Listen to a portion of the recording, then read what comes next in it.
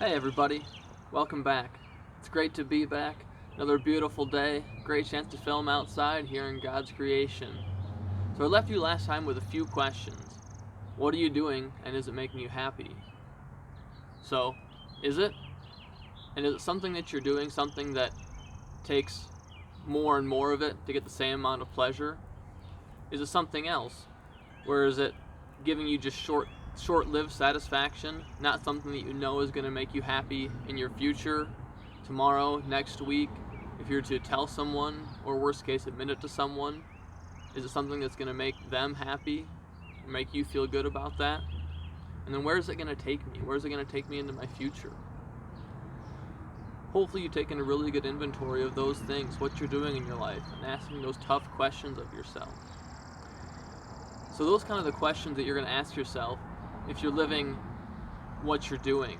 So you got essentially 5 different options of what you can do and what you can live for. The first one is to live for yourself. And 2 ways to do that: you either live seeking temporary pleasure, or you live a life of discipline for yourself. Discipline being putting off what you want now for what you know you're going to truly want later. Another way you can live is fighting for a cause. Are you fighting for justice, fighting for equality, fighting because you want to save lives? Are you pro-choice? Are you pro-life? Fighting for those important things, those causes that can change the world and change our culture. Are you living to promote an organization, its ideologies, its causes? Are you living for something else, for someone else? Are you living for your family, for your children, taking care of your parents, your grandparents, or just living for others, for the homeless, the poor, those that really need help? Or maybe you're living for something else entirely, something not of this world, something divine, something above, living for your higher power, living and worshiping and serving your God. Those are 5 different ways that you can choose to live. We're going to look at that first one, living for yourself. What are the pros? What are the cons? What good comes out of it? How can you live, and what are those consequences? So let's dive in. So Thomas Aquinas, 13th, 14th century theologian and philosopher, said that we need to ask, what is the nature of happiness? How do we do that? And he said that the beginning of happiness begins with clarity about what happiness is. You can't search for something if you don't know what it is. And he says that there are 5 different ways you can realize that happiness: sensual pleasure, wealth, power, honor, or seeking the deepest desires of your heart. You can bet what his conclusion will be. So let's look at those first 4 things. First of all, living for sensual pleasure. Sensual pleasure derived from things or wealth. It's pretty clear that that's not going to be it. You can look at all the different tales, the current Hollywood celebrities. You can look at tales of wealth like The Great Gatsby. What's that other one? The Wolf of Wall Street. There are plenty of other tales where it's clear that wealth just doesn't make a person happy. Does power make someone happy? Being able to influence others, change the world, change the culture to bend to your whims? I think you'll find the same thing. Who in power has been truly happy? Look at House of Cards, perfect example of that original Netflix series. Is Frank actually happier with that power? What does it do to him? What are the costs? In The Godfather is the ultimate movie about seeking power and what it can do to a person. I remember calling my friend after I watched that movie and I said, okay, so that was good. The point was just watching the character development, right? Because when I watch a movie, I'm really looking for those characters changing and becoming who they were supposed to be. Or, in Corleone's case, a person who he never wanted to become. And what we would probably say is not a person he should have become. The Wolf of Wall Street, again. Citizen Kane, the movie Limitless. All those movies, all those tales, and I'm sure ones that you can find. You've probably heard of your own, where power just doesn't cut it and doesn't produce happiness.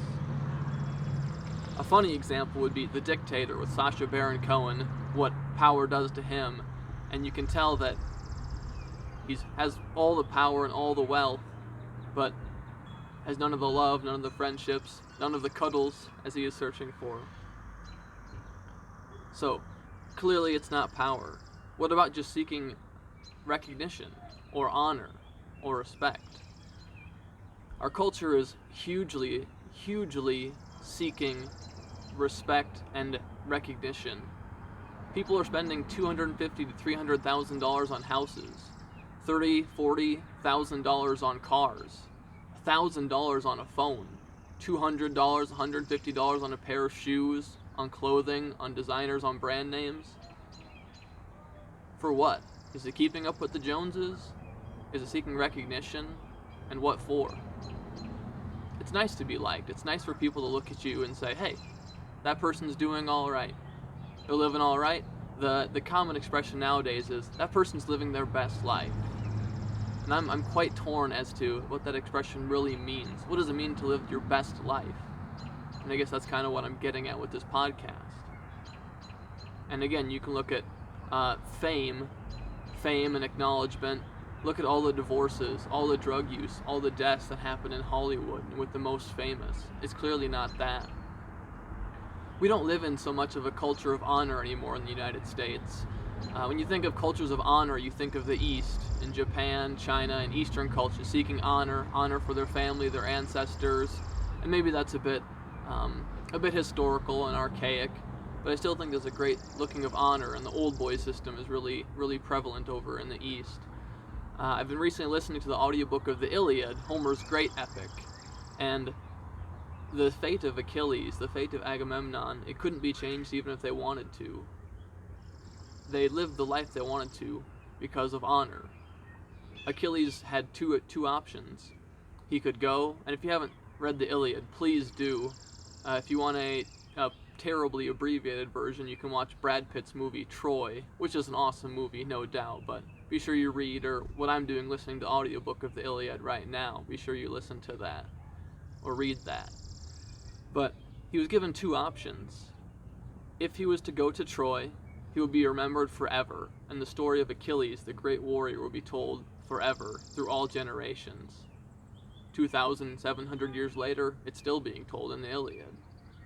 The other choice was to go home, not fight, and live a life of peace and happiness.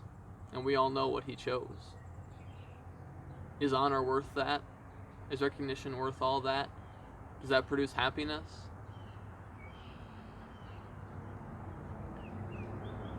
Next thing you can live for, as far as sensual pleasures goes, is sexual pleasure. Is that it? Is that the key? Right now our culture is telling us that we have a right to a healthy sex life. Is that producing happiness? What is it like? What kind of happiness does it produce? It checks a lot of boxes. It gives pleasure. It can create togetherness for a couple. It can do good things. It produces endorphins. It does good things physiologically for the body. At what cost? Just the other night I was talking to my friend and he said, yeah, it's amazing what pornography can do. It checks a lot of the boxes. It eliminates loneliness temporarily. But are you ever going to meet that woman? Are you ever going to know anything about them? Is that even important? Sex, same thing. You find some attractive person, makes you feel important for a little while. Is it over the next day? That same night? The next morning? Are they gone forever? Did it even matter? Was it worth it? You just go on searching for the next night? All questions to ask yourself. I think you would probably know what my answer would be. In whatever of these things that you seek, I trust and pray that you search to find whatever desire is in your heart and to truly take care of yourself, your heart, your soul in the search of all these things. In either way that you choose, you need to act in a way that's loving and caring for yourself.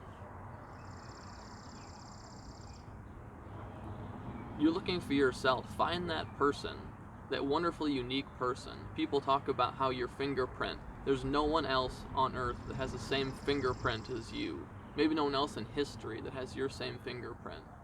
No one else that has your personality. You are uniquely you. You can look at it from a psychological, a biological, a theological perspective, but you are uniquely you.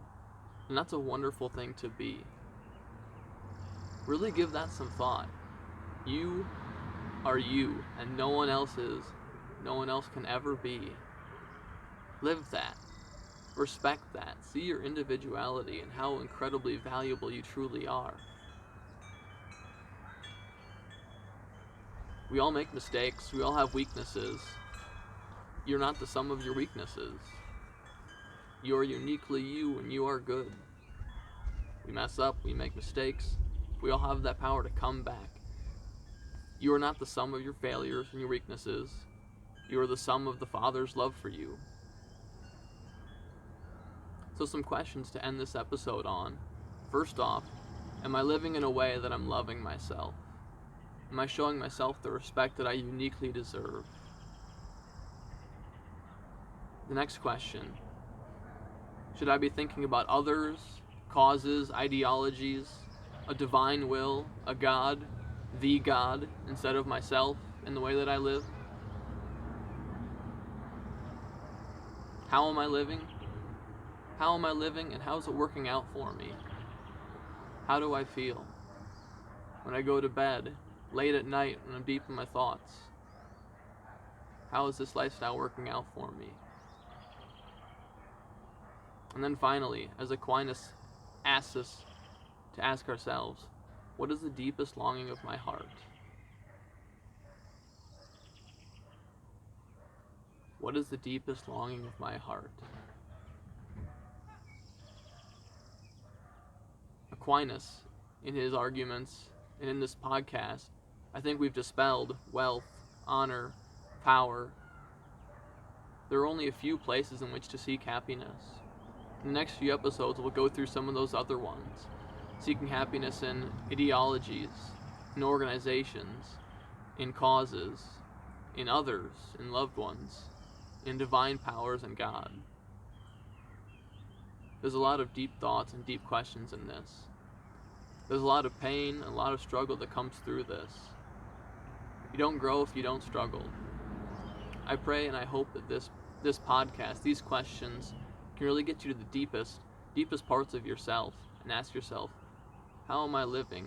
How should I live? And what's going to make me happy? I'm really glad that you're watching this. I'm really glad to be here. Please leave some comments, send me some messages, let me know how you feel and about yourself. I can't wait to see you, hear your comments, and make the next video so you can watch it. Take care.